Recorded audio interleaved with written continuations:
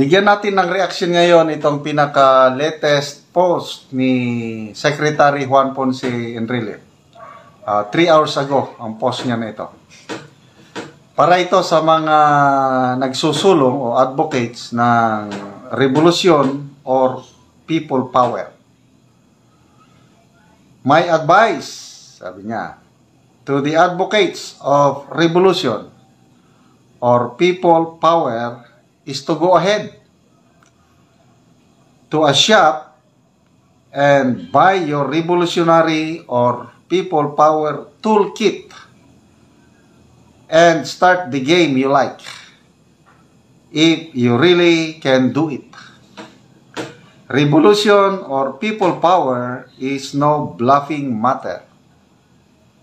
It is an ultima ratio where there is no point of return.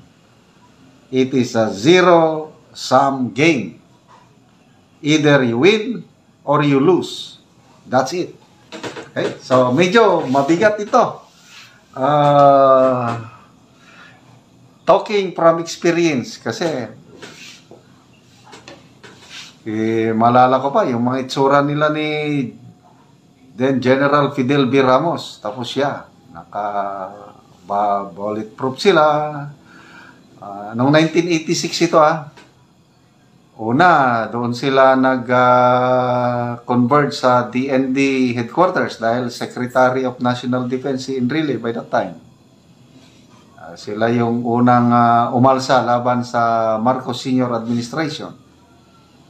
Pagkatapos ng ilang oras lumipat sila sa Camp Crame. Doon na nagpermanente na holdout nila. Then the rest is history. People power na. Kaya, go ahead. Sabi niya. Go ahead kung kaya ninyo. Magbili kayo ng toolkit. Ano bang toolkit?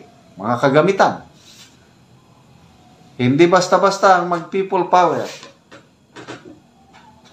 So, sino bang nananawagan ng people power kagaya nung nakaraan? Wala naman akong kwan. Wala naman. Si PRRD, yung interview sa kanya yung press conference ni PRRD, sa pag-intindi ko lang ayaw man yan ng ganyan yung people power involving the military, yung katulad ba ng people power 1, ayaw man niya. Ang sabi lang niya is magsalita lang yung mga men and women in uniform. So I don't know kung sino itong mga tinutukoy ni Secretary Enrile, ng mga advocates ng people power na magbili na ng mga gamit dahil hindi basta-basta. Okay? So, masipag ngayon si Secretary Enrile nagbibigay ng ganito post. I think kailan ba yung last post niya? 2 days ago? Yung maganda yung last post niya, yung cool lang tayo, sabi niya. Cool. Tignan ko nga yung bago tayo magbasa ng comments. Wala. Let's forget our disgust, sabi niya. At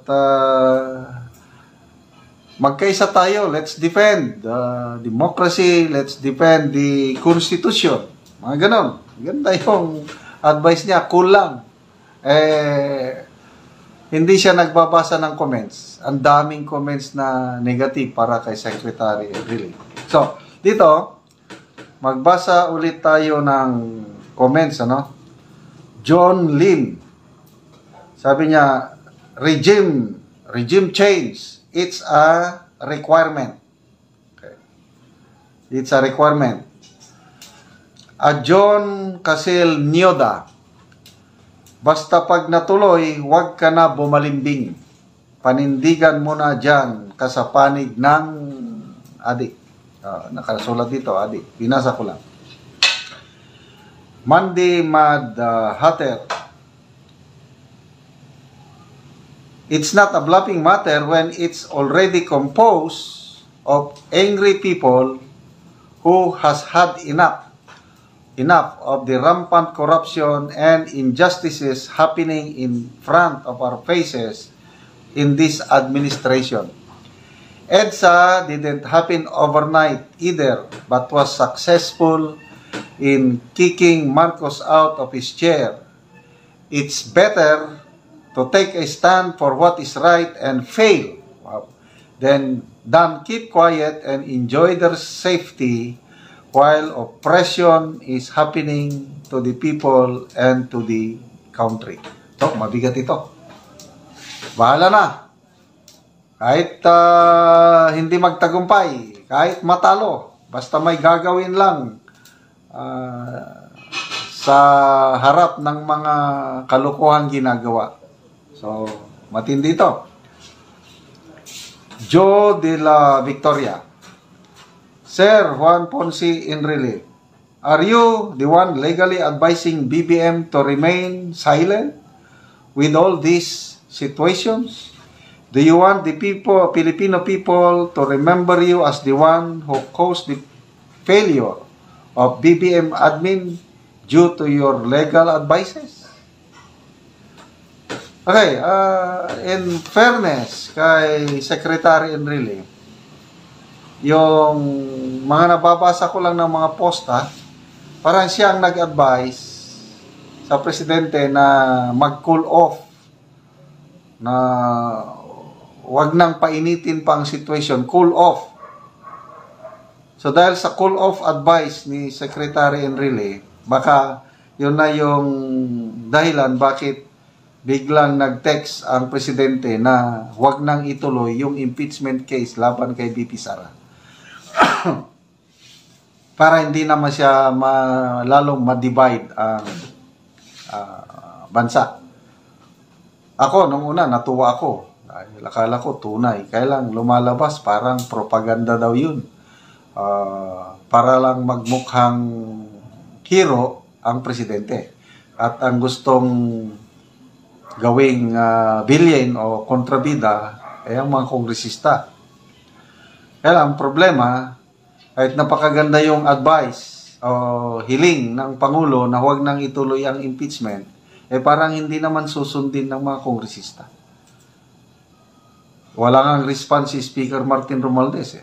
Ang mga kongresista nagsasabi na wala namang daw utos si Speaker Martin Romualdez na huwag nang itigil ang impeachment. na itigil ng impeachment. Sinasabi ng mga House leaders, yung mga senior deputy speakers, pag mayroon daw mag-file ng impeachment, asikasuhin nila. Yung tatlong Makabayan Bloc, nagsabi na, binatikos ang Pangulong Marcos, yung wag kang makialam, separate branch of government kami, legislative kami, tungkulin namin ito mag-ano ng impeachment.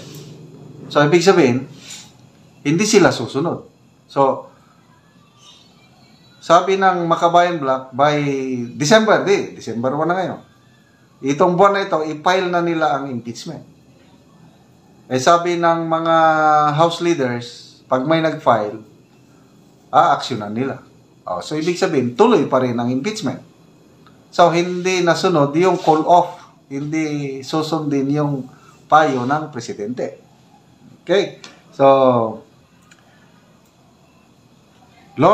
Lorna Grace Puentes Pina. To me, winning or losing is immaterial. I want to be heard when I know I have the right to expression and seeing how things go. It's anger mounting from within. During your time, please recall how it was then. You thought you won when you ousted Marcos, but came Cory. You almost lost in the end. When you see the corruption and abuse right with your very own eyes, your duty to being a Filipino pinches your very soul. I may win, I may lose, but I am not a Filipino for nothing, Mr. Enrile. Matigas. Babae to, Lorna Grace. So, yan po. Salamat sa advice ng Secretary Enrile.